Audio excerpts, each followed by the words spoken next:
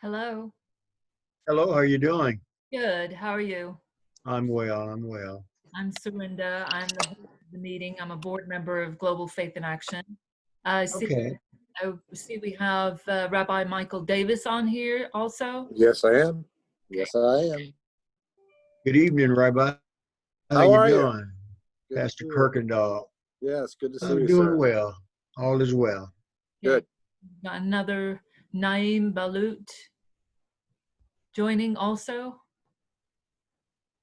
It'll take him a second to get the audio. Yeah. Welcome, Naeem. Right. Can you hear us?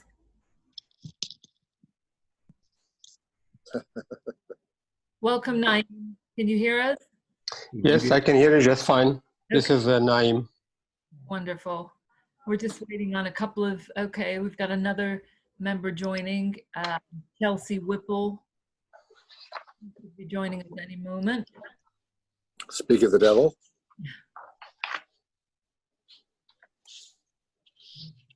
Are you referring to me?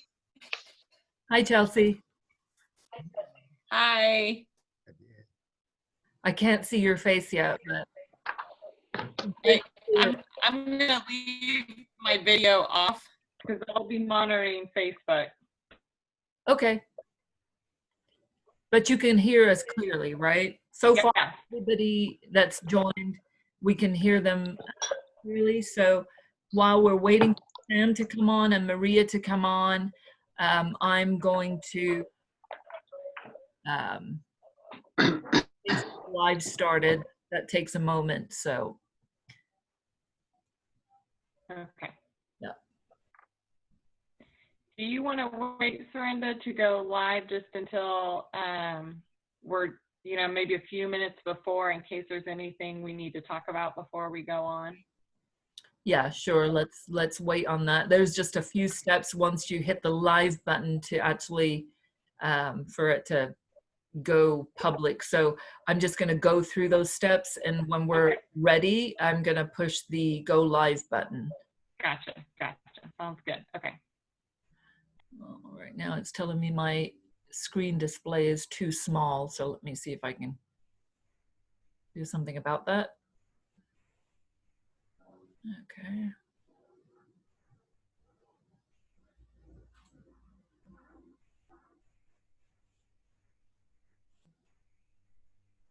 Okay, let's try that again.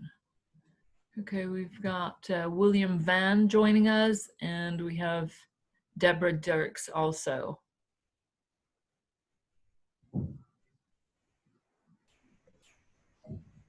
Welcome, Deborah. Can you hear us and see us?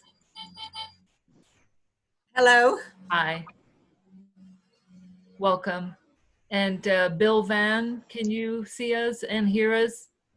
Yes. Okay, excellent. We're just waiting on Sam now, so as soon as he comes on, we will proceed. Surinder, did you ever get Sam straightened out the other day? Yeah, actually, we tested a couple of times yesterday and everything went fine. There was some cord that he needed to get, and looks like he got it all figured out. Good. Yeah. So we're waiting on Sam.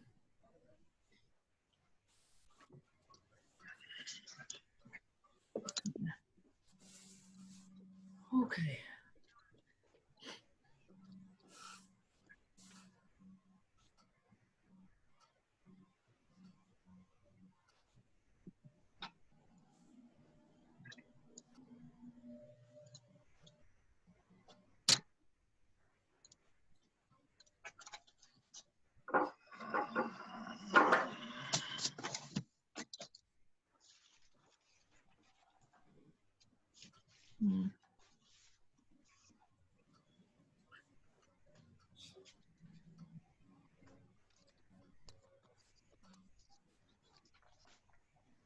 Yeah, looks like we're having some problems with this live.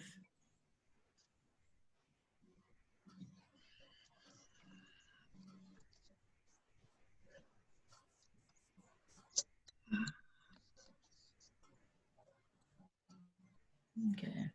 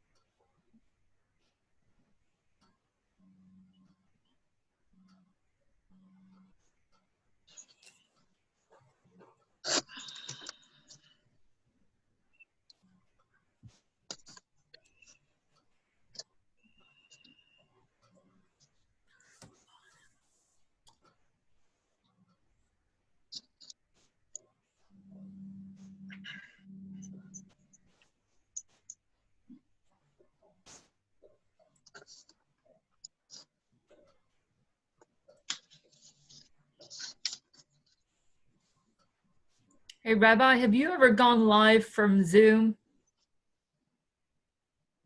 Yes, we did a service a few weeks ago with it. Okay, so have you ever received a message, and this is the first time, of course, that I'm seeing this, your pop-up is too small to display this page, please enlarge to proceed, but it doesn't really give me any kind of button to enlarge the screen view. Pop-up. No, I don't know what it would be referring to as pop-up. Aha, I know okay. it had asked me fixed about it. editing. That's okay, I got it. Good. Thank you, though. All right.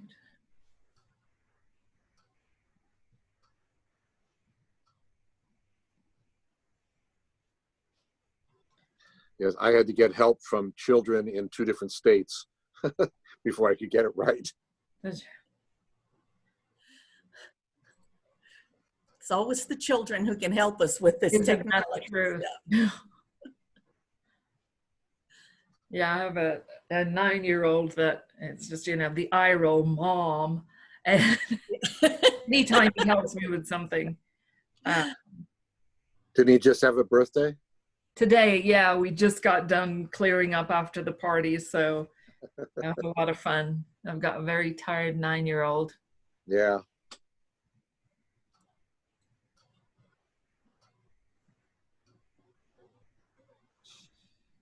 Yeah, we did a Zoom party for a 10-year-old. Oh, no. And all the adults are like staring and not knowing what to do and how to mute themselves or anything like that. And but she had a good time. Awesome.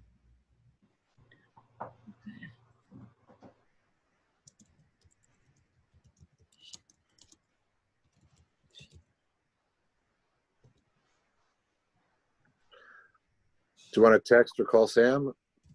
Yeah, I just got a text from him, and he's asking if he'd get another link from Serinda. It's the same. I'm just texting him back, telling him it's the same link that I sent yesterday. Mm-hmm. I might have to resend it to him. I can do that from my phone.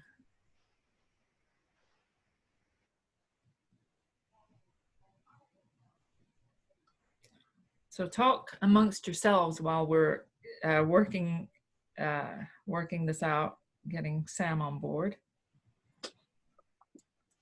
Well, you sent the questions the other day, and I sort of figured that we would be starting with questions 1 and 2, Mm-hmm. and then I don't know. I guess we should just wait to be called on for each thing after that.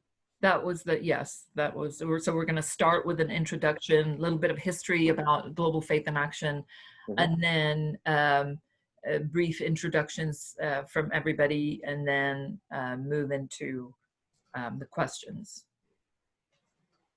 We'll just follow your lead. You're the host. Me and Sam, yes. Yeah.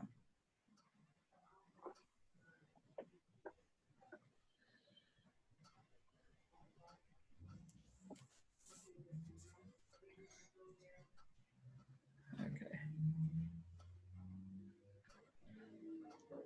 It looks like Sam might need the link to the meeting again, so I'm gonna sending that to him now.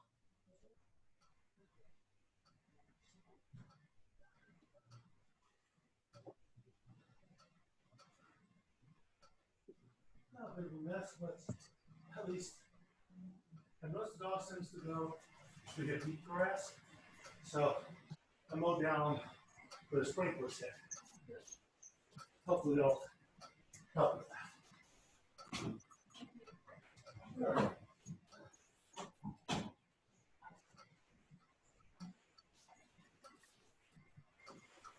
Okay, looks like Sam's on, and we have Dawn Frankfurt also joined. There we go. Yeah. Okay. So do we have everybody here?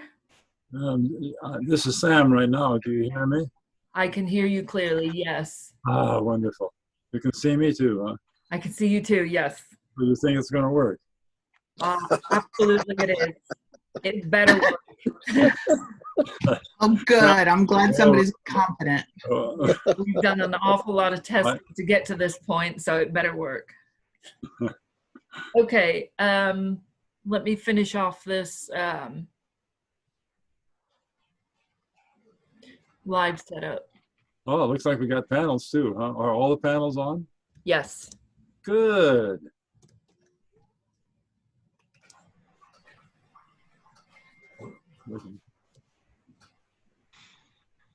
Did you find that?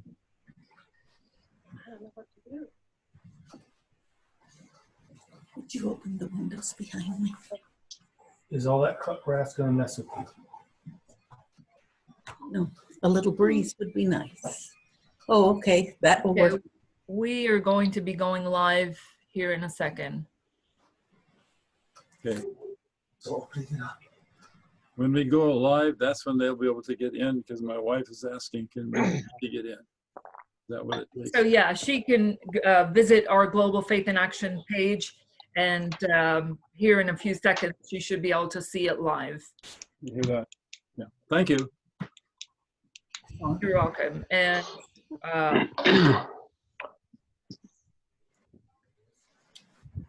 I've got Maria also looking looking at our Facebook page to ensure that everything's, she's supposed to text me in a moment. It's on. It says it's live on Looking at you Facebook. now. Great. Now it's showing one panel at a time. It's not showing the whole everybody, at least on mine.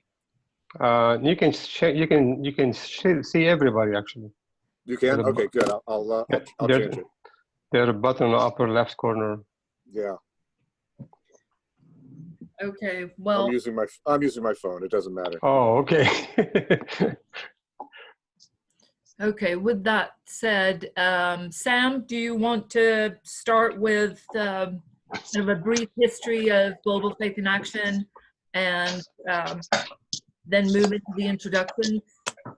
Yes, I've got a couple of little stories and an introduction that I will do, and then, yeah, and probably need to introduce you and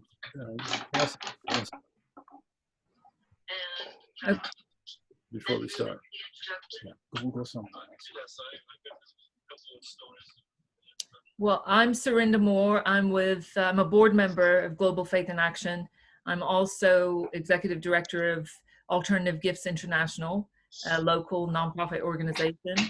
And I'm somewhat kind of the behind the scenes person too with Global Faith in Action, doing a lot of kind of setting up sessions like this. So I'm excited. It's the first session for us and really thrilled to be here. So thanks. Thanks for doing it. Uh-huh. Yeah, and okay, and Chelsea is, they know that she's going to be, do they know that they're going to be able to call in or write in or something like that? Yes. Yeah. So they're monitoring Facebook. So any questions that might, comments come in from there, they're monitoring. Chelsea's doing that. Okay, well, welcome to A Conversation in Action. Sponsored by Global Faith in Action and the Beyond Tolerance Movement. And I'm Sam.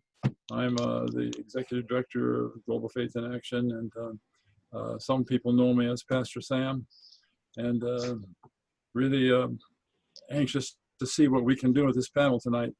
I'd like to share a couple of thoughts first before. One is a number of years ago, I read a handwritten record. It was done by religious leaders back in the 1880s. And I found this in an old bank vault. And this is what they said their vision statement was back then, the religious leaders of our city in the 1800s. They said, this is it. We call people together to build understanding, promote justice, relieve misery, and reconcile the estranged. 120, 30 years ago, that's what they were saying. And we still need to promote justice today, don't we? Now, in 1966, I was a theology student at SMU, and Martin Luther King Jr. had something somewhat similar to say. He said, hey, we just happened to have a chance to sit down and talk with him. It was a wonderful time.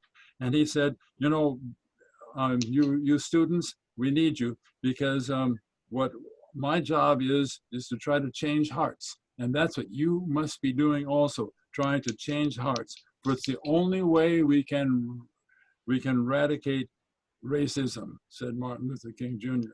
So we were really, and then he pointed to all of us and he said, we need you, we need you. And that's what I'm saying today also. All of you that are on the panel, we need you, we need you, we need you. Now, the last thing I was just going to say is, as far as just my little thoughts are, is that Martin Luther King's message was not the new idea, really, because back in the 12th century, there was a poet named Rumi. And I happened to be at his graveside, and above his graveside it says, "Beyond our tolerance there is a field. I will meet you there." And that's what we want to do. We want to create a field of somewhere people want to come together and so on. So the reason Global Faith in Action is calling this event tonight is because our sole purpose is to change hearts, to build relationships, to find the field where we will see the beauty in each other. Build relationships with those we do not normally know. Our vision statement, Global Faith in Action's vision statement, is a world of faith living together beyond our differences. Our board of directors consists of Muslim, Christian, Jew, Baha'i. We enjoy each other. We love each other. We sponsor dinner dialogues and music events and so together, because we want people who don't know each other to get to know each other, because we know it takes relationships in order to get in order to have the kind of world that we want to have. So what is the role of the faith community? Is it possible that we can listen to each other with the understanding that we will learn and grow from each other? Well, tonight, that's why we've got this panel. We want to discuss that. So I'm ready to hear from the panel. And so could we have each panelist right now introduce themselves, say who they are, and what religious background they may have, and what their position is, if they would. Yeah, go ahead and let's hear from you. And give us your name first. So let's start with, I'm looking at the list of names. So let's just start with Dawn. Okay. Top of the list on my view. So let's just start. Okay. And then Deborah Thanks. is next. Hi, I'm Dawn Frankfurt. I am the rector of St. James Church here in Wichita, and we're an Episcopal church. And I have lived in Wichita for almost 10 years. I moved here in early 2011. For me personally, I've lived many places in the United States. I grew up in Oklahoma. I've lived in coastal North Carolina. I've lived in Hawaii, where I lived for 6 years, and really that was a life-changing experience for me in terms of finding some comfort about talking to other people about race. It was the first place I ever lived where I wasn't in the majority, and where it wasn't taboo to say to somebody else, what are you? You know, what is your race? and to have conversations with other people. Okay, let's let everybody just give a bit of an introduction as to who they are. I want to hear more about what you were saying. Okay, Let's, all right. Hold on to that for a moment, and let's hear from each one of you. Next is Deborah. My name is Deborah Dirks, and my faith tradition is Islamic, though I am a convert to Islam, having been raised in the Mennonite tradition of Christianity. Over the past 50 years, I have assisted and studied with my late husband, Dr. Gerald F. Dirks, who was a minister of the Methodist Church, receiving his Master of Divinity from Harvard University. He and I both converted to Islam in 1993. Having studied Christianity and other religions prior to our entering into Islam gave us a unique insight into interfaith issues. I assisted him in researching and writing his 10 books on interfaith religion and history, focusing on common ground that we can build upon. We traveled the world learning cultures and giving speeches, workshops, trainings, sermons about interfaith goals and how to reach them. He also assisted me in writing my 3 books that pertain to religion, The first one was Islam, Our Choice, which was nonfiction book telling the stories of 6 modern American women who chose to become Muslim. The second and third are novels. The Peacemaker Struggle concentrates on the Israeli occupation of Palestine. It also focuses on the American interfaith situation in all its complexity. Race Relations focuses on America's race conflicts over time, bringing it to current times. Interfaith as well as interrace relations are presented. Thank you, Deborah. Next on our list is Naeem. Naeem? Yes, good, thank you. First, thank you for creating this panel, inviting me to it. My name is Naeem Balut, also known as Haj Naeem. I'm the president of the Ahlul Bayt Islamic Center. It's a new Islamic center open in Wichita, Kansas, on the west side of town by downtown area. I'm of the Muslim faith. I've been in Wichita since late 1984. I came from Beirut, Lebanon, a country that was messed up in civil war based on sect, religion, you name it. Shooter right here. So came here, studied at Wichita University, graduated from here. I still work in the aerospace industry in Wichita and in Oklahoma City. And looking forward to the discussion as we go forward. Great, thank you. William Van, you're up next. Yes, good evening. My name is Dr. William Van. Born and raised right here in Wichita, Kansas. 2903 East 9th Street is where I grew up. I have been pastoring for about 25 years now. I pastor a church called IASIS Christian Center. Before you ask, the word IASIS is, if you study it in the Greek, the real Greek, it means healing. It was a place of healing waters. So Pastor IASIS Christian Center. Just born and raised here. My tradition is Pentecostal. I am born and raised a 4th generation Pentecostal preacher. So just excited to add my input, especially concerning things that are happening here in Wichita, because I've lived here my entire life. And I think that gives me some perspective of the changes that have happened throughout the years. So just blessed to be here. Thank you. Thank you. And next is Richard Kirkendall. I'm Reverend C. Richard Kirkendall, pastor of the Bethany Missionary Baptist Church and also president of the Greater Wichita Ministerial League.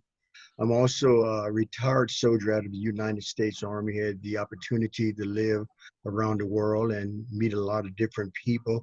I too was born and raised right here in Wichita, Kansas, and I'm looking forward, and thank you for inviting me to be a part of sports. Thank you. And lastly, we have Rabbi Michael Davis. Hi, yes. My name is Michael Davis. I'm the rabbi at Congregation Emmanuel here in Wichita. I've been here serving this congregation for about almost 25 years. Yeah, almost exactly 25 years. I'm also on the board of Global Faith in Action. Okay, and we have Chelsea on the line too. Chelsea Whipple, some of you may know, is the wife of Brandon Whipple, our mayor.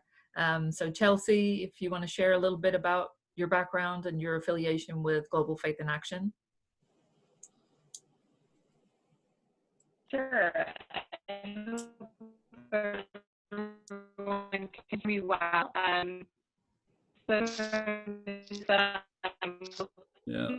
Yeah, this is interference. I Chelsea. am a proud Can you send her a chat? Tell me to restart again. Yeah, her internet is not very strong. Can you take her off and let us get to do that? Yeah, Chelsea, we're sorry about that. Chelsea is a member of, she's on the board of directors of the Global Faith in Action. This is really Chelsea's idea as to what we are doing today. She's the one who brought up the idea. So sorry we can't get her connection, but can we go on, Serinda, and ask the first question? Let's move on. Yes. So the first question is. Yeah, I'll take the first question here. Okay. What does your faith tradition teach about injustice And what do you feel is your responsibility to respond to injustice?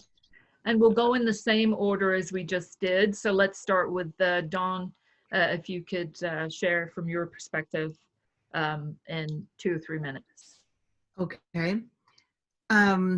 Well, we have the same history as other Judeo-Christian Christian traditions of God telling us, coming to us and saying that our responsibility is to care for the orphaned and the widowed and the alien in a foreign land, and that good news is being proclaimed to captives and prisoners, that this is what God intends for the world.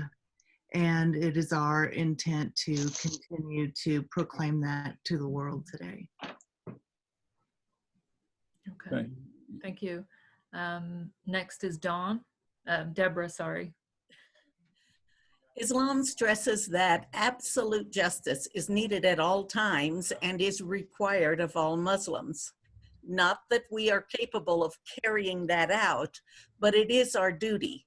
The Quran speaks of the need to never overreact to an injury to you or yours, and that it is your duty to help your brother. But if he is doing something wrong, you have to help him by stopping him with guidance. With that said, it is important to support everyone's rights. Peaceful protests are one of these rights. For those who prefer or those who are unable to participate in this way, there are many options. One is the spread of information. Probably more important is meeting people on their own space and in a respectful way. To participate in political agendas, to support those who support your ideas and your ideals, vote, and of course, pray, for nothing positive is accomplished without God's help. Thank you. Next is Naeem. Yes, I'm going to read a short verse of the Quran as a reminder of the injustices. It said, Allah subhanahu wa ta'ala in his glory book, he said in Surah 28, verse 5, and we desire to bestow upon favor upon those who have been oppressed into the land, and to make them leaders, and to make them the heirs. Allah subhanahu wa ta'ala, glory to be to him, he has informed us in many verses in the Quran to work for justice, to work against oppression, and to stand against oppression. He reminded us multiple places that if there's an injustice happening in your community, you have to either change it by your hand if you can, change it by your word if you can, and the least of your action is to pray. So in this time and era, as we go through this episode of injustice against everybody, whether black, white, red, yellow, any injustice is condemned. Any injustice has to be stood against it and to ask for justice for everybody, except for the oppressed one. And if we cannot do it by hand, then our next step is to raise our voices like we're doing right now, educating one another, informing one another, and standing in shoulder to shoulder with the oppressed people. And if we cannot do that, the least we can do is to pray for patience, and to pray for those who are committing such atrocities, is to be guided and to come back to the past by asking for God for forgiveness and ask the community for forgiveness as well. Thank you. Thank you. Next is William Van. Yes, I think that certainly our faith tradition teaches that we should pray, first of all.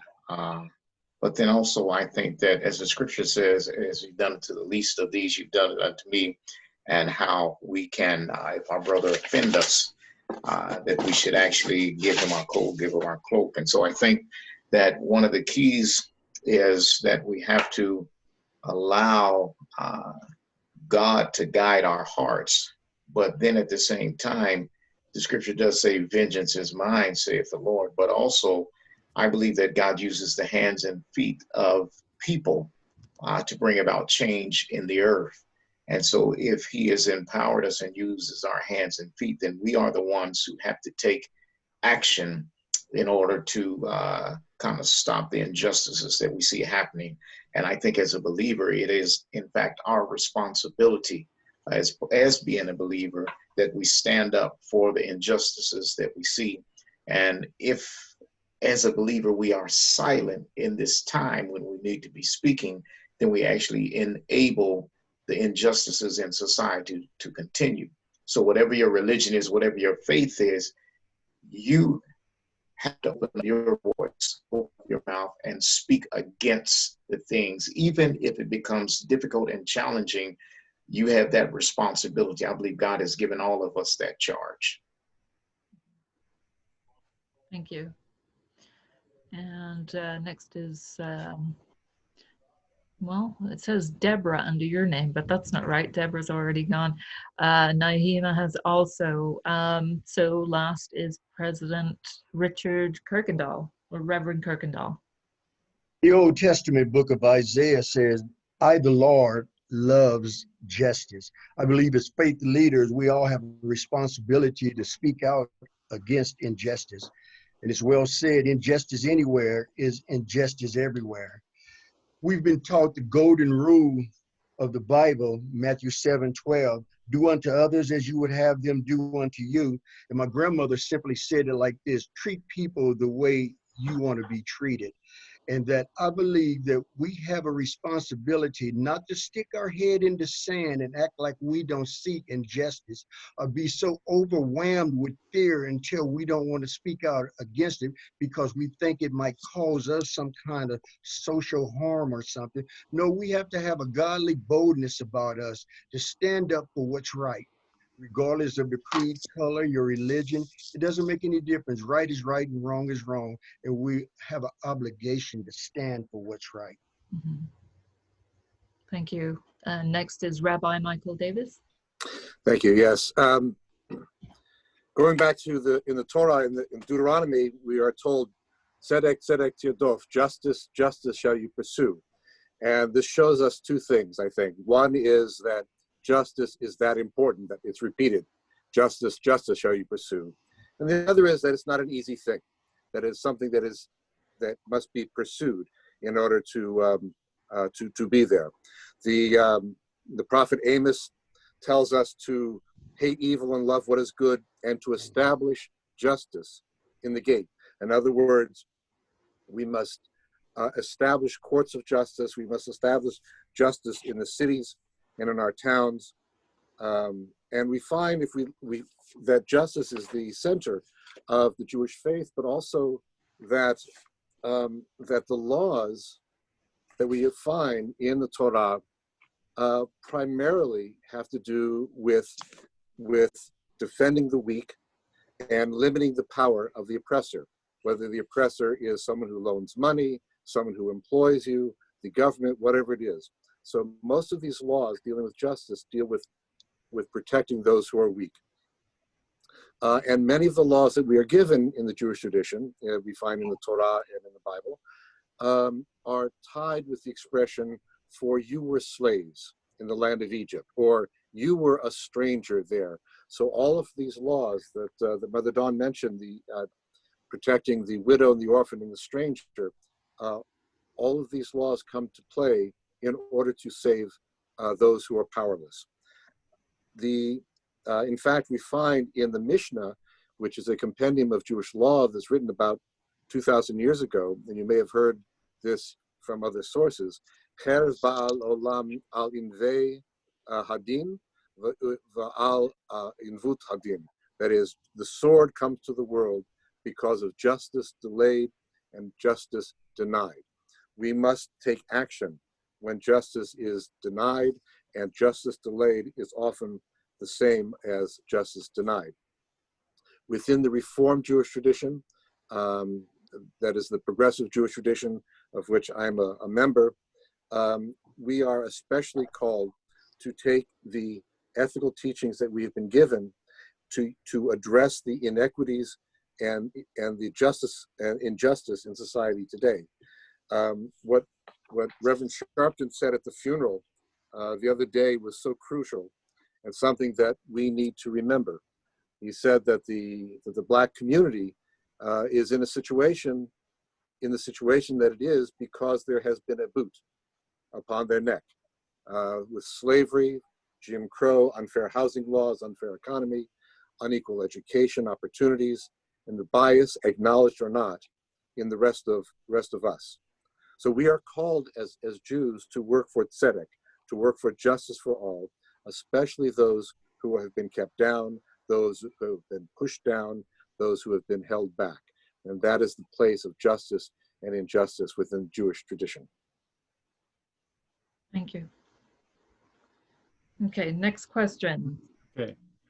How can you, or do you, reach out to others in the community that are different than you are, either racially or religiously or economically or ethnically?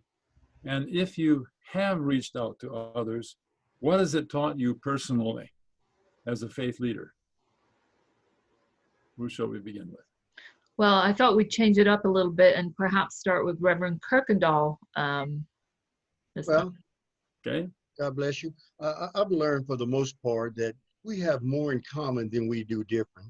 And I believe we need to learn how to embrace each other's differences. No two people are alike. And though we may disagree, we have to learn to disagree and not be disagreeable, which means we try to understand and embrace each other differences in our life. Because once again, I said we have more in common than we have differences. And I believe that right now there's a spirit going around that's causing us to divide because of our differences. When I think when we do what we're doing right now, break bread with each other and get to know each other, that it makes it easier for us to understand and get to know each other a little better. And not be so critical of each other, of what we think might be different from us, and not be afraid of it either. Thank you. Next, let's go with Naeem.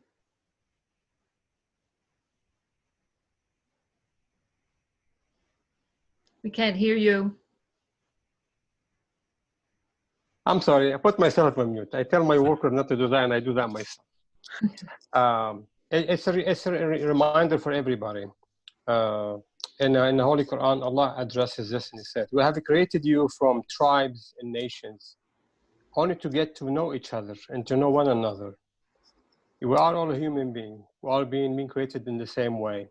We come into this dunya, or to this earth, with different colors and shapes, and different tradition, different religion, but we all have one common thing. We all are a human being. We share the same blood. I think we do fall short. I speak of myself. For now, reaching out to the rest of the community to get to know everybody better. I think it will be better for everybody if we open our places of worship to get to know our community as a whole. One organization to another organization, one group to another group, to get to know one another. Thank you. Dawn Frankfurt. I agree with what you said about getting to know one another. Some of the things that we already do in the Episcopal Church are to offer some social services to people in our community through Breakthrough ESS and through St. Francis Ministries. Breakthrough ESS serves the most the homeless, the mentally ill, and those who are unemployed in our community.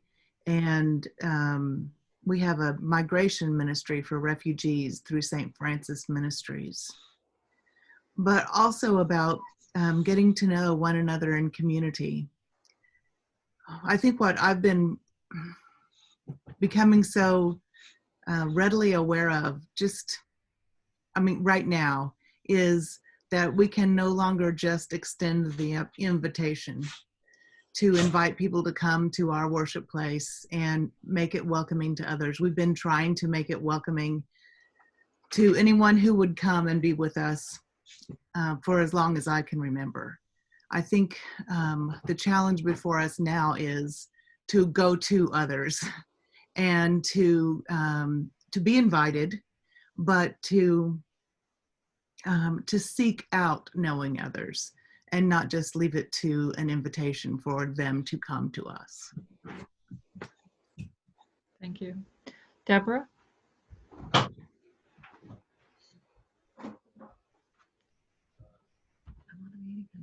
on. Thank you. Sister Deborah, you're on mute as well. We can't hear you. I'm sorry. I followed Naeem's examples. I think it is very important, as we are all talking about the need for us to reach out and to get to know each other and to do for each other. I think that as we look at this, recognizing that all of these religions teach these values, that they all have a core that gives us the basic values of dealing with humanity, and that it is important in every one of them. Earlier, someone, and I'm sorry, I do not remember who, was referring to a biblical passage that is very similar to this hadith. God's apostle said, "Verily God, the exalted and glorious, will say on the day of resurrection, O son of Adam, I was sick, but you did not visit me. He will say, O my Lord, how could I visit thee when thou art the Lord of the worlds? Thereupon he will say, did you not know that a certain servant of mine was sick, but you did not visit him?" Now, I'm sure you all recognize this in the Gospels as well, but I think it's interesting that the story appears in so many different places. Yeah, thank you. Next is Pastor Van. Yes. I think one of the critical things is we have to build relationships that allow us to see and experience others in more than just a one-dimensional or superficial kind of way. And when we begin to establish and build those relationships, those have to be done on purpose. It will require your time, your talent, and your treasure, and your effort. And so the first thing we have to ask ourselves is, am I willing to risk it? Because when I reach my hand across the fence to touch somebody else, I run the risk of rejection, I run the risk of hatred, I run the risk of developing a new friend. But I have to be willing to venture out and say it's worth the risk to establish these relationships. It's interesting, when Jesus was talking to his disciples, I think it's in the Gospel of St. Matthew and St. Mark, and he asked him, he said, who do men say that I am? And they gave a testament of him being Elijah's, one of the prophets, John the Baptizer. And then he asked him, but who do you say? And when they asked him that, Peter stood up, and Peter didn't respond, because he could have said, hey, you're Mary's son. You're an olive-skinned guy with thick curly hair. He could have said all of these different things, but he didn't describe anything physical about him. He described the character of Jesus's heart, which means he had to have relationship with him enough, ups and downs, goods and bads, great days, bad days, to know who he really is. I think one of our most difficult challenges is we see people, we see a 10-minute synopsis of somebody's life or a 10-second synopsis of somebody's life, and we want to base a whole culture or a whole group of people upon that snapshot. But when you look at somebody in a 10-minute, I could look at anybody that's on this panel for 5 seconds and point out flaws. But if I spend time with you and build relationship, now I have enough data that supersedes any flaws that you might have, because we have broke bread, as many have said. We broke bread together. We spent time together. We've been in koinonia. We've had fellowship with one another. And I think that in order for us to break down this racial barrier, I think it's going to require us developing relationships outside of our culture. And they have to be on purpose. We got to know they take time. We got to know that it's a risk of rejection, but we've got to know that it's worth the risk. Absolutely. Rabbi Davis? Thank you. I'd like to actually take a little bit further from what Dr. Van said. Yes, we need to establish relationships. That's what we do with the Global Faith in Action dinner dialogues. And certainly as a police chaplain, I go into people's homes and try to learn a little bit about them. But I think we need to take it a step further. Besides just learning who they are and getting friendly with them, we have to understand their fears. And that's, I think, what I'm seeing in society today, that we each have our own fears, our own hopes, our own dreams, but we do not recognize those of other people. If you look at how society is responding to what has been going on recently with protests, as well as responding to the coronavirus, you see people who are surprised. They are surprised at the protest because they are not seeing the problem from the perspective of the victims of the problem. And I mean, I can only imagine what it's like to be a first-generation Muslim in America. I can only imagine what it's like to be an African American who, because of their appearance, knows that they are considered the other. And every group has their own fears and hopes and experiences that we don't understand since we're not part of that group. And so we need to get to know each other, but we need to get to know how the other person thinks and how they feel and how they fear and how they dream. Thank you. Sam, back to you. Wow, this is really exciting to hear what everyone's saying, and how all of us see it's so important to reach out beyond the walls of what we have within our own faith traditions or where we are. It's exciting to hear, and I also am learning that there are some questions coming in, so eventually we'll be having some questions from the community around also that are listening to us. But right now our question is, we are also still in the midst of a global pandemic and are all navigating this unprecedented time together. We're doing it together, but the pandemic is shown to affect everyone, but disproportionately affecting those of color more. What do you feel is your responsibility to respond to the community during this time?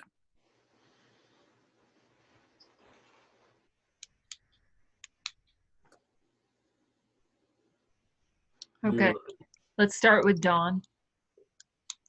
Okay, well, the first responsibility is to take seriously what is happening and to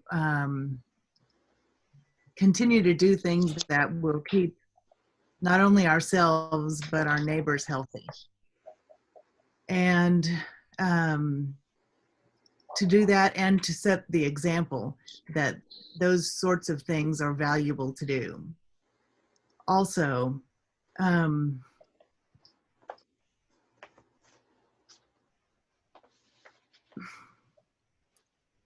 to be reminded that in any time we have not known what the future is going to be. We are acutely aware of that now. We have no idea what the future is going to be. But we also have no idea what the limits of what God can do are. and that our hope is God can forge a way through this that we can't imagine, that our hope is in the future and trusting God. We put our faith there. Thank you. Naeem? Yes. First and foremost, it's very important to educate our community and to let them know the risk that's going on with this pandemic. Another thing that I thought of is not to place anybody at risk just because you have the feeling that you need to open your center or your place of worship to take a risk and affect people who have a weak immune system. It's important to reach out to the poor and needy in our community to let them know that financial support is available, the food and supply is available, protective equipment is available. And not only that, at least to listen to their concern, give them an ear, give them the time for them to show their fear, their concern, and let them know that you are standing by them, you are hearing their concern, and you are willing to be there for them when the time comes. It's a reminder from Allah subhanahu wa ta'ala, from God. It's for us is to humble ourselves. This virus that came in, this pandemic, it came in not to the rich, not to the poor, not to the black, not to the white, not to the yellow. It came to everybody that affected by it. It to humble everybody, to remind them, you are still a servant of God. You're still minute in the eye of magnificent God. You're still small to the large, vast in God's mercy. So humble yourself, a human being. Humble yourself. Educate one another. Take care of one another. Don't forget one another. Thank you. Pastor Van? Yes, I think concerning the pandemic that's happening, as a matter of fact, one of our parishioners was at the brink of death with COVID-19. We thank God that our prayers and faith and her family was able to bring her out of it. She's in a rehabilitative hospital right now after being in the physical hospital for 7 weeks. So we do have some experience, but concerning this as a person of color and how it seems to be disproportionately affecting people of color more, the first thing that I want to do is examine what are the other factors that are putting communities of color at risk. And within those factors, what are the ones that are within our capacity to change? Because there are certainly some extenuating factors that we have no control over. But there are some factors that are within our capacity to change, and I really am pushing on that. And one of the big ones is developing simply a healthier lifestyle. That is, for the most part, even though there are food deserts, there are all of these different things that happen in a myriad of communities, it is within your capacity to develop a healthier lifestyle, even if that means getting up and walking 100 feet and walking back. You have to take some things within the grasp of your power and say, I'm going to make necessary changes in order to be live healthier or be beneficial to my life. And so as a person of color and as a pastor of a church whose church was affected by the pandemic, I am encouraging people, and I believe it's my responsibility to be a beacon of hope and in our community, and to encourage others to look at the patterns of their life that needs to be changed and make those effective changes. Yes, there's some things you can do nothing about, but eating a little bit more healthier is something that you can potentially do something about. And if it's within our power to do something about it, then I think we should. And that's critical for communities of color. Deborah? Dr. Van mentioned walking 100 feet or 100 yards to get some exercise. I would like to encourage everyone who is walking that extra 100 feet or yards to drop off at a neighbor's home some food or offer to take a neighbor who needs a ride to a doctor's appointment. All of these things, which you can do easily in a mask and keep your social distancing, all of these things make a difference to how this world comes out of this pandemic. And we come out closer together if we care for one another. In this sense, we are our brothers and our neighbors' keepers. Thank you. Reverend Kirkendall? Well, during this period of COVID-19, I had to share with our congregation and others that it wasn't an insult to our faith, a challenge to our faith, to start obeying the social distancing laws.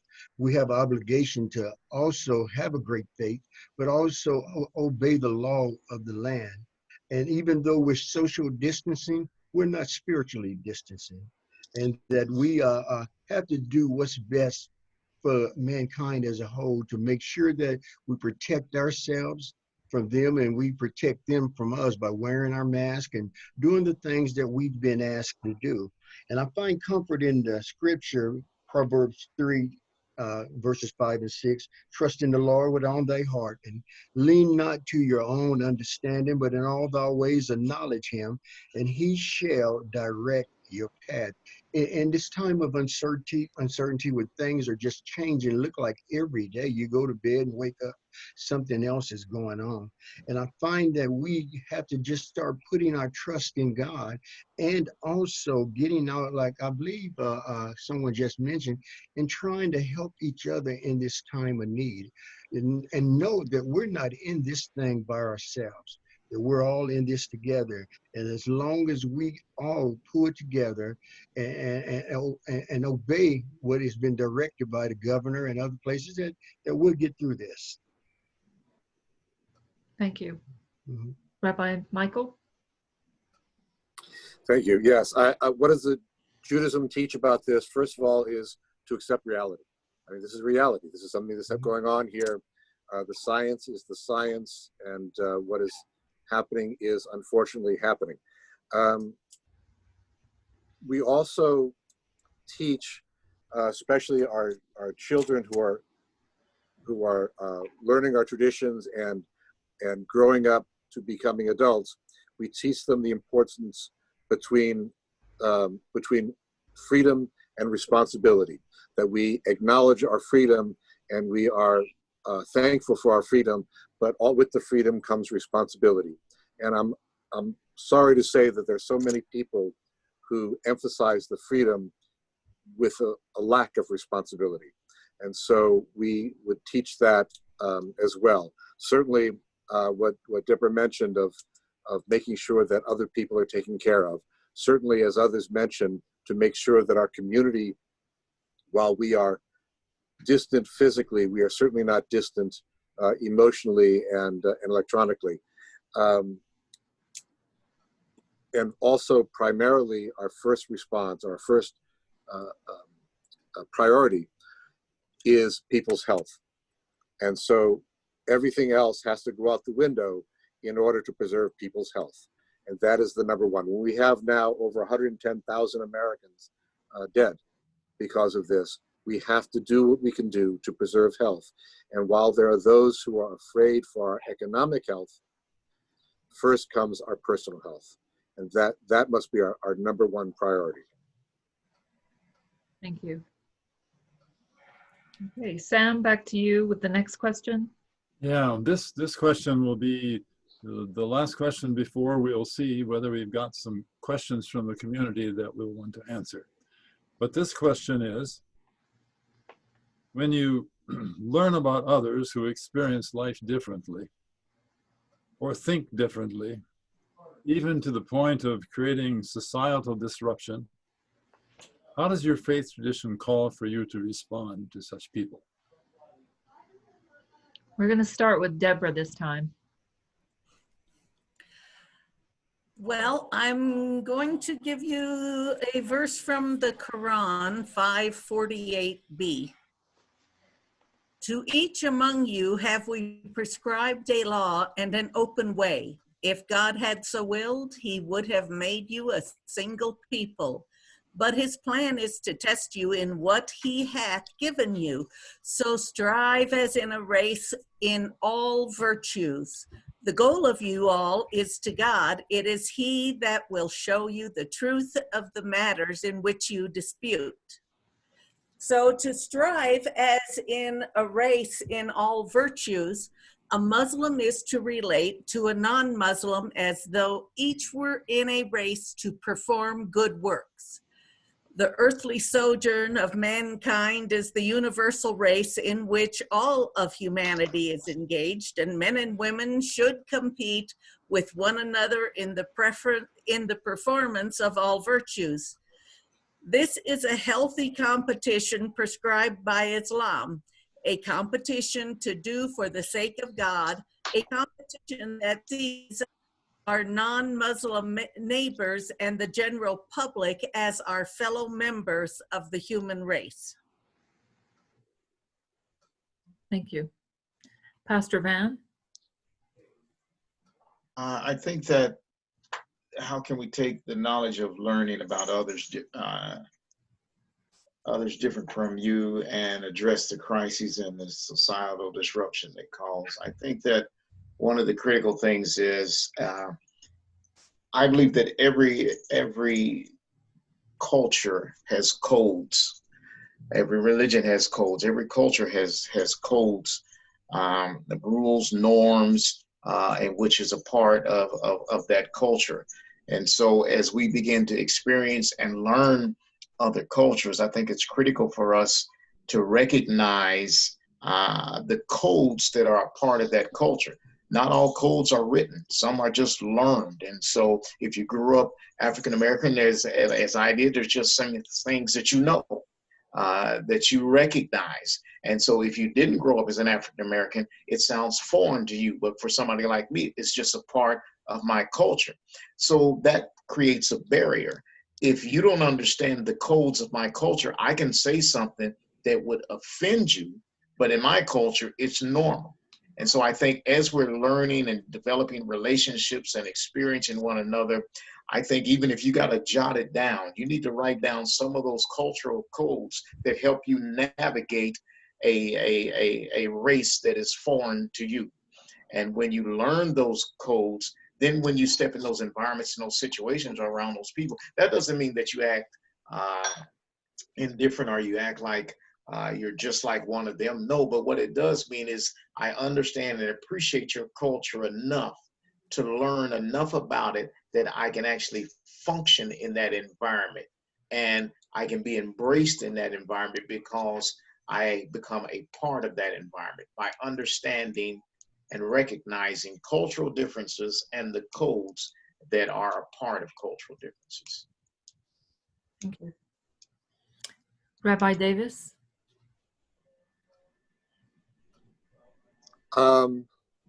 Yeah, I think when it comes to responding, taking the knowledge that there are other people besides you, one of the things that I try to express to folks in my community comes from a style of biblical interpretation, basically saying how much the more so. Everyone here is suffering. Everybody is suffering with the pandemic. Everybody is suffering. And I reach out to them and I say, I know you're suffering, but think about the people who don't have what you have. You're suffering and you have a nice home and you're confined in your home with your family, which for most people is a good thing. But imagine if you don't have family. Imagine if you don't have home. Imagine if you're not secure in your food. How much the more so is this, what we're all suffering through, how much more so is it difficult for them? And we should consider that and not only be grateful for what we do have, but also reach out and help others. Thank you. Dawn? The Episcopal Church is an Anglican communion from which we come, is the tradition that is a bridge between the Roman Catholic Church and the Protestant Christian Church. And we call ourselves the middle way because we hold on to some things that are characteristically Roman Catholic, and we hold on to some things that are Protestant. Like several of you have said, no matter our differences, we all have some things in common. And that's what's important to Episcopalians, that we find the thing which is in common. We believe in a big tent so that everyone is welcome under the tent and that we can exist in harmony under the big tent.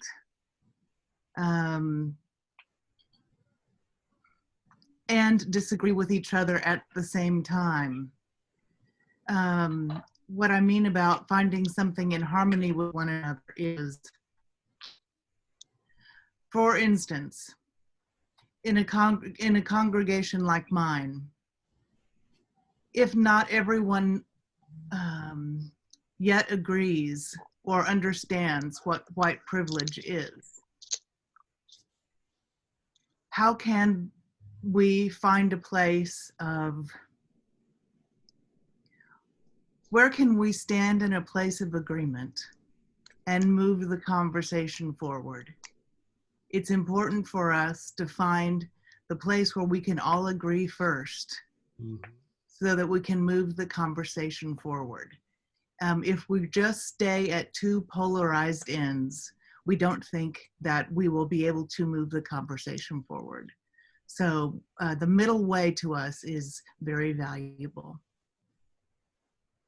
Thank you. Naeem? Yes, where do I start here? Get a short story here. Imam Ali alayhi salam, the commander of the faithful, addressing his deputy, the governor of Egypt, he said to him, all human beings are brethren, either brothers to you in religion or brothers to you in Islam. It is to stand with one another and to get to know one another. Treat your people in your state evenly and equally. It doesn't matter the race, the creed, the religion, or the sect. We are all called by God is to serve one another, to help one another. There's so much knowledge to be shared and learned from each other. We don't hold the whole truth. We hold part of the truth, and you might hold the other part of the truth. So let us all get together and learn about one another. Just like Brother Van said earlier, there's so much to learn from one another. There's so much culture to know from one another. It's better to get to know each other and spread that knowledge to the rest of your congregation to get to know each other. Thank you. Reverend Kirkendall? Yes, I'm going to have to piggyback off what Don said, that through these crises, regardless of our race and religion, we have to find a happy medium to where we all can socially get along. We have to start being honest and real with each other and quit telling each other what we think we want to hear to make it through the moment. It's time to be blatantly honest with each other, and not be hypocritical. 1 John 4:20 says, whoever claims to love God and yet hate a brother and a sister is a liar. Whoever does not love their brother and sister whom they have seen cannot love God whom they have not seen. It's really time for us to be real with each other because we're facing pandemics and some issues that is affecting each other. And I'm going to bring up an old hurtful story of when Rodney King, I never heard him claim to be a Christian, Muslim, anything else. But after he got the stew beat out of him by the LA police officers, it was a couple of weeks later, he comes back. I was expecting him to give this speech where he was going to promote hate and whatever, but he said something simple that should apply to all of us today. Can we all just get along? What's really preventing us from just putting aside some differences and just getting along? And so that's what I believe right now we need to do, is our best to just get along. Thank you. Sam. Yeah. Do we have questions coming in that you We do. listed? You want to read one of them? I've got I one will. going to come on the phone here, but you go ahead and read what you have there. Yeah, I have quite a few from, and I have a little one joining me here too. So, okay. So the first question is, what is the solution for racism and how do we eliminate it? And let's start with Pastor Van. I think one of the critical solutions for racism or to eliminate racism is, I think, as Pastor Kirkendall said, to be honest. And it's time to challenge people. How many of us in this conversation have left a meeting and thought, I should have said something? I promise you we all have. I should have spoke up. And we have to address these issues head on, which means when you see it creeping its ugly head up, you need to address it, not in a way that's necessarily going to cause violence or harm, but it needs to be called out. Number one, because some people just don't know. If they don't understand the culture, they don't know that what they're saying is offensive. But if once somebody brings it to their attention, then at least they have opportunity to make adjustment. So how are we going to end racism? And we have to address it head on. We've got to speak to it. And we have to recognize that racism at its core is a condition of the heart. And you cannot legislate a condition of the heart. The heart has to be changed. And so no matter what you put, what kind of laws we put in place, all of those different things, until a person's heart sees you different, they will never adjust their behavior permanently. They'll adjust it while they're in the room, but then they'll go home and have the same conversations. So racism, the cure to racism is for people to adjust the heart. How do you adjust the heart? You adjust the heart by getting to know somebody more than just a superficial way. As it's been said throughout the panel, you break bread, you have a relationship enough until you recognize them as an individual. One other thing I want to add to that, also in addressing it, you have to address people on the same level. In other words, if you're the cashier and I'm the person that's buying groceries, I don't see you as an equal. I see you as the person that's either ringing up my groceries or sacking my groceries. Until I put you on equal playing field, that is the first step where we'll have honest and open dialogue. Not you above me, not me above you, but equal playing field. Now we can have dialogue that begins the healing bridge to end racism. Thank you. Deborah? Healing racism reminds me of when I was a little girl. We were in the middle of the Cold War, where there was so much anger. They were teaching us to duck under our desks, duck and cover. I don't know whether any of you can remember that, but it was in case of an atomic bomb going off, we were supposed to climb under our desks. As I came home one day and I was talking about those mean Russians who have these bombs, etc. My mother stopped me mid-sentence and said, you know what? I bet there are little girls in Russia who would like to play with your dolls. And it stopped me because it made it a real person. The Russians sound so vague. You can blame them for everything. But when it was a little girl that wanted to play with my doll, I was ready to share my doll. And I think that solving racism has a lot of those same things. We have to learn to put each other on an equal basis, but also on a personal basis, because the studies that have found that the one thing that overruns prejudice is having a personal relationship with someone who fits that group.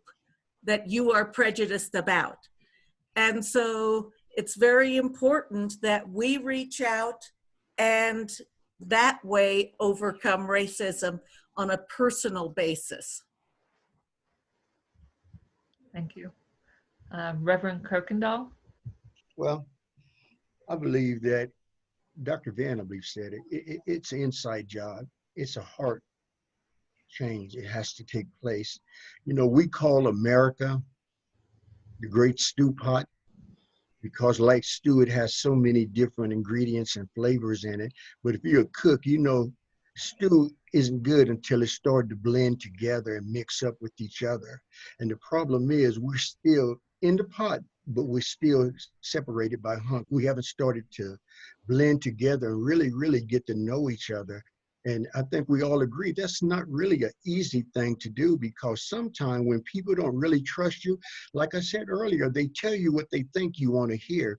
And it's time for us, if we're going to overcome, if we're going to have true brotherly love and sisterly, we have to be real with each other and get to know each other and really talk about things that really bother you. I don't know it bothers you unless you tell me it bothers you, and really break bread together. And I think what we're doing right now, really getting to know each other, is a good start. People of different walks of life, of different religions, of different races, coming together and really getting to know each other. I'm so blessed because I grew up in a neighborhood that was so mixed. To tell you the God's truth, I didn't really experience the Martin Luther King experience because the neighborhood I lived in was black, white, and Spanish, and we wasn't bused to school. We all walked to the same school. It was only after the assassination of Dr. Martin Luther King that I realized how much hatred it was in the world and how much work we had to do. So I truly believe that it starts on the inside and sharing with each other. That's why I want to say thank you to whoever idea this was, to bring so many different people together from different walks of life. I believe this is where it begins. Naeem?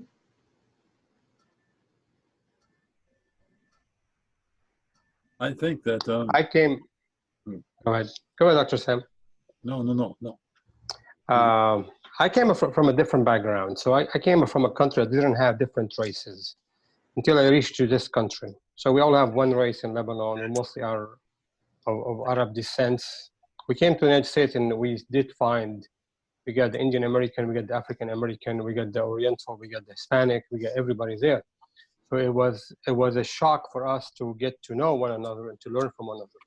We go to the university, we meet everybody there, get to know them. I think I share with Dr. Van's idea that we have to educate people, we have to address it. I think addressing the issue is the opening of the door. Educate in order to eradicate. You have to educate the masses, educate the people to eradicate the symptoms or the virus that we have of racism, of looking at one another from a different color and thinking there are different people. That's very important to address. And it is true. It's back to the heart. God said, you're not going to change the people unless they change from themselves, within themselves. The start of the change is within you. You have to change yourself. You're not asking people to change who they are. It's you who have to change. It's you have to change your own evolution. Start your own revolution from inside to outside and reach out across the street to your neighbor who is different than you. Get to know that neighbor. Get to know the neighbor next to your left, to your right. Get to know your schoolmate and your coworkers from different races and different culture. That way, when you speak, you can hear in their voices what aches them, what pain they go through. You don't know it. You can read it in a book. You can read in a magazine, in a newspaper. You have to live it in order for you to understand. You have to experience it yourself. And getting to know somebody who's been through this, it will help us just to understand where they're standing, where they're speaking of. Thank you. Sam, were you going to say something before Naeem spoke? No, go ahead. Finish that one and then If Okay. there are others that still have something to say, yes, they should. Well, I was going to say that it's 8:05 right now, and we've got quite a few questions to get through, and then one final question. I don't know what the questions are, so you add. Okay, so Here's the final question again. Okay, so let's just continue with the question that was just asked regarding racism. What's the solution to eliminate racism? And Dawn, if you could respond to that. I'm glad to be called on now because I have a question. You know, the topic of Rodney King was brought up, and that phrase that he said at the time, which seemed so great, about can't we all just get along? In this moment, I heard that as a dangerous phrase, and I want to tell you that, ask you from your point of view. It seems to me that just getting along with everybody acting like is acting like everything is fine and sweeping everything under the rug and not addressing the topic head on. And I think that is what people in the majority, white people, have used for a long time not to address the issue, is to say, let's not have difficult conversations. Let's just get along. And I think what the protesters in the streets are trying to say is, we can't go on doing that anymore. So the question I have for you is, if we're not going to go on doing that, then what? How shall we enter into conversation? And I think what we're doing right now, having this panel and starting to figure out how to talk about these things, is offering us an opportunity to figure out how not just to get along, but to figure out how to do it better. Sure. Don, was that a question to me? Yeah. I'd like to hear. I think when you look at Rodney King's story in context, he was actually stopped and he was beat by police. When they was found innocent, the city of Los Angeles burnt down, and he was dismayed by the whole thing. He was hurt. He's the one that really took a beating. It started with him, but it amazed me that after all he's been through and everything he saw, in his heart, it was a kid's heart, a child's heart. He says, couldn't we all just get along? I think he was saying at the end of the day, he said, we're all just human. Yes, we have our differences. Yes, there's some terrible things going on. And I lived the life of a black man, and I've done experienced the black experience of a black man. And, you know, as I look at it, you know, I wonder why in the world this guy from Virginia, and I say that because I had an incident with a guy from Virginia. He was a police officer. He pulled me over and asked me for my license and registration. When I handed it to him, he dropped it on the ground. He said, get out of the car and pick it up. I had to watch every step and explain to him exactly what I was doing to get out, and I was afraid. But you know, as I've matured in life now, I'm not afraid anymore, but I'm afraid for my kids because that kind of stuff is going on. But at the end of the day, I say it again, can we all just try to get along and make a better world out of this? You know, we all believe in a supreme being, and if we believe in that, we got to believe that he has some kind of power to make it so we can all do what they request of us, love each other, try to get along with each other. We could talk about it. You don't have to agree with me, but we can agree to disagree, but we don't have to be disagreeable. Right. Mm-hmm. Right. Thank you very much. Mm-hmm. I'd like to add, without going too far, I agree with Pastor Kirkendall. I think that he was really just saying that can't we just all be in this world together? But I would also say to the fact that until you see me as equal, I don't think we'll ever just get along. Until you can look at me and see me as an equal person to you, because I think one of the ladders in racism is status, whether you're equal beneath me or above me.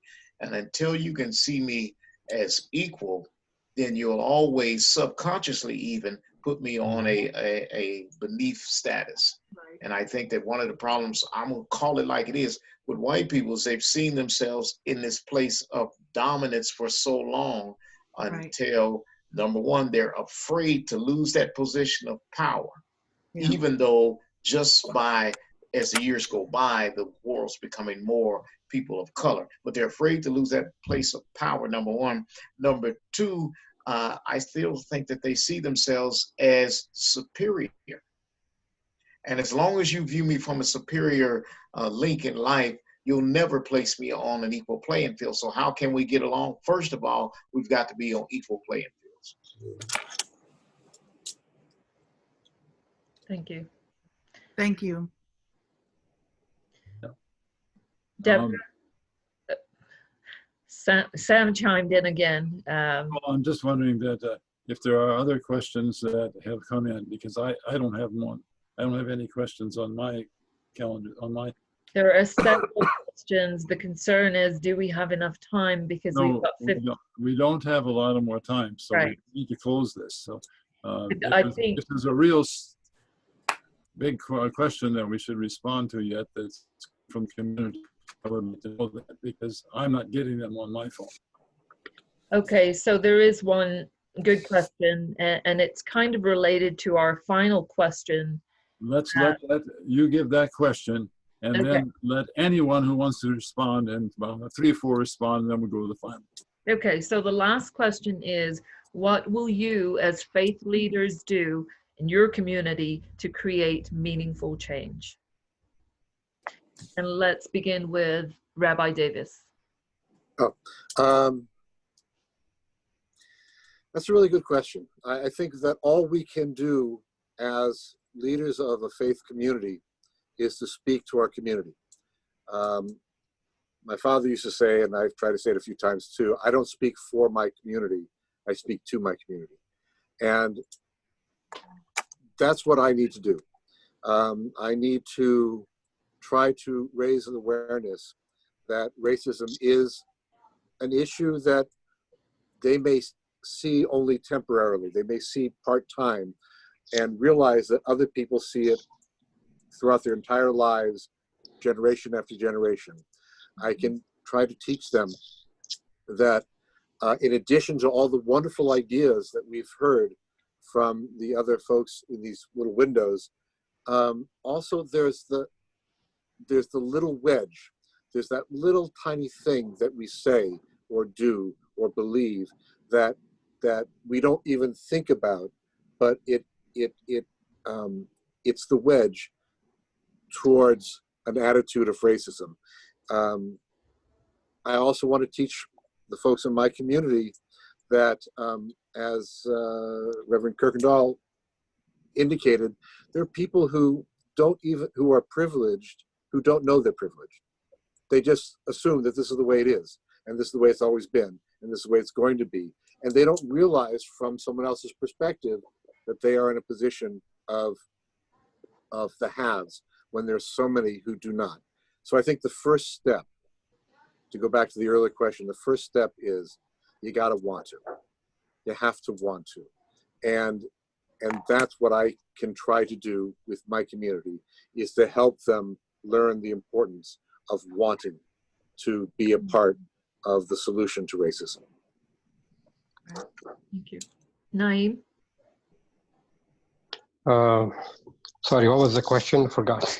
Sorry. I was writing something down. No, that's fine. What will you as a faith leader do in your community to create meaningful change? Thank you. First and foremost, back to education. The first ayah in the Quran that came out is about God speaking to the Prophet saying, Iqra, read. That was the first command for the human being, is to read, educate, get to know, get to learn. It's very important to hold informative meetings and to educate our community members and our congregation members, to hold seminars and speak about injustices, speak about sharing information, speak about connecting with other community members as well. Let our congregation member become the change agent for the community as a whole. I know in the beginning, going to be hard, going to be difficult to go through that one phase. But you have to start, as they say, the mile race start with the first step. You're going to take that first step throughout that door, and then keep on going. And hopefully, we'll have the support of the community and the support of the group that we have here on this new Zoom meeting, is that we take that a step forward so we can meet in the middle of the way and get to know one another and get to meet one another, and then learn about each other's cultures, practices, religion, behavior, anything that actually enrich our life by getting to know more what we know now. We don't hold all the knowledge, we just hold part of the knowledge. So let's go back and get to know the other person so we can add to our knowledge, they can add to their knowledge as well. Thank you. Dawn?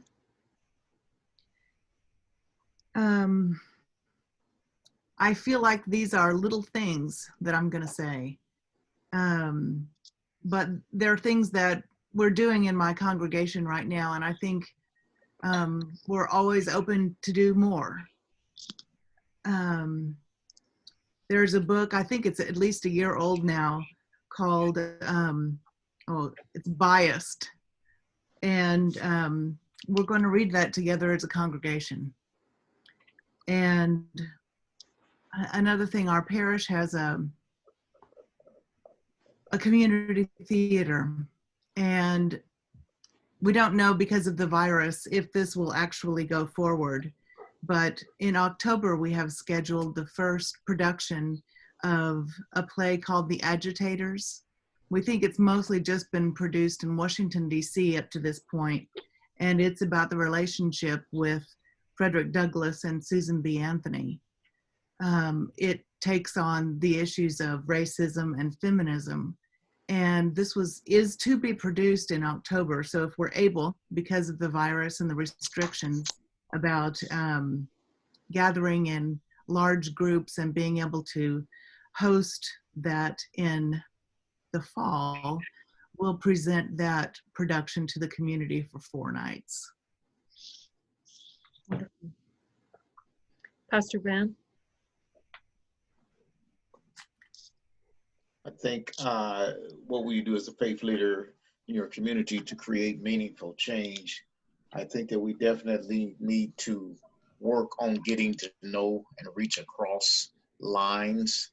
I think an incredible book for anybody, especially white people, is a book called White Fragility.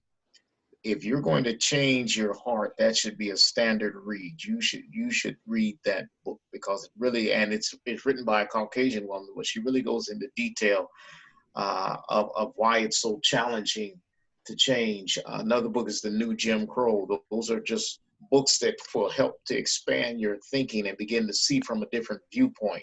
Because whatever you consistently feed yourself is what you will become. You know that. If you feed yourself candy all the time, you're going to become fat. I can guarantee that. So what are you feeding yourself? And if you want to change your heart, change your diet. What do I mean? I'm not talking about what you eat, but I'm talking about what you consume, the knowledge that you take in.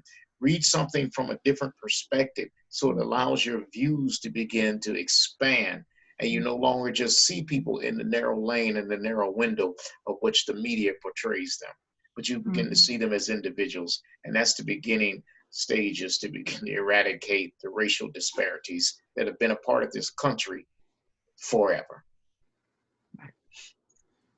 Thank you. Deborah? I would like to look at this from the personal end, because as Dr. Van was saying, we have to change our hearts, and to help people change their heart, to be a facilitator of that as a community leader means having that openness, but also having that personal relationship to bring people forward into seeing the need for change. And to do that means education, you know, reading different books than what you've always read, taking on different projects from what you've done in the past.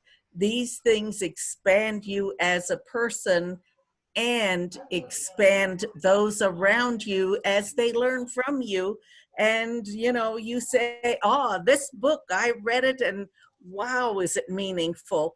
And then they go read it. So it can become a very positive chain, but we do have to work on it. Thank you. Reverend Kirkendall?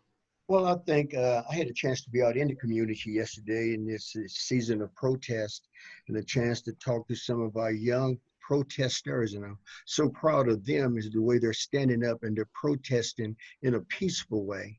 And, you know, and it's good to read the books, but after we read all the books that's going to help us with our diet and how to treat each other, we got to practice what we preach and teach and what we tell other people about. We got to get out and learn how to really love each other. It's one thing to be with me 10 minutes and tell me about the good book that you've read, but it's another thing to stand out and stand up for what we know is right. And I want to leave here today to say it's not a time in our country for us to stick our head in the sand and act as if there's not injustice going on, even in the White House. A lot of, whether it's true or not, because if people believe it, they're going to treat it the same way. They feel like even in our White House, is so much racism there until they don't really know who to trust. For those of us who claim to love the Lord and to love God, we have to be the one that speak out against it. We have to be the one that encourages them. Don't let that one bad experience that you received cause you to miss out on the good things of life by hating people. And I'll say it again, and I hope it makes sense to you. It's time for us to start trying to make an effort to try to get along, not just talk about it, but to be about it. Thank you. Sam, do you have some final comments? I just wanted to say, I think it's time for us. I just wanted to say on behalf of Global Faith in Action and all of us, thank you. This has been a great experience. I think there is a field where we are all going to come together, and that's what we need to do. You've certainly shared so much tonight. We thank you so much, and may we continue to work together to address all this that we have been facing and talking about today, and all that's happening in our community and in our world. We need people like you. We need to come together. You've done it tonight. Thank you. Thank you, Chelsea, for the idea and for pushing us to do this. And Surinder, thank you for managing and facilitating this whole thing. Thank you very much, everybody. It was great. I got a quick question for Dawn. How can I be a part of that discussion about your book you're reading? Well, you can look for it on our Facebook page. It's the information will be there. It's not there yet. So, and we got another suggestion tonight about which book to read first. So maybe we'll read Biased and maybe we'll read White Fragility. But which Facebook is that? We will have this. The plan was to have about a 4-session book group on Zoom, and we'll provide information about how to be there to be part of it. Would that be on your Global Faith in Action? Page. It's St. James, Wichita. St. James, Wichita. St. James, Wichita. Great. Thank you very much. And we had several other questions come on through Facebook. So we'll do our best to somehow address those, Sam, and we might just be in contact with each of you to perhaps respond to those in writing, so we can at least let people know that we're listening and responding to them. Yeah. It's a good idea. Yeah. Okay, again, thank you, everyone. Thank you. Thank you. Thanks. Thank you. To you all. Thank you. Have a good night. Stay safe, guys. Thank you. And thank you to all who've been listening out there in the community. Thank you. Thank you. Bye-bye. Bye.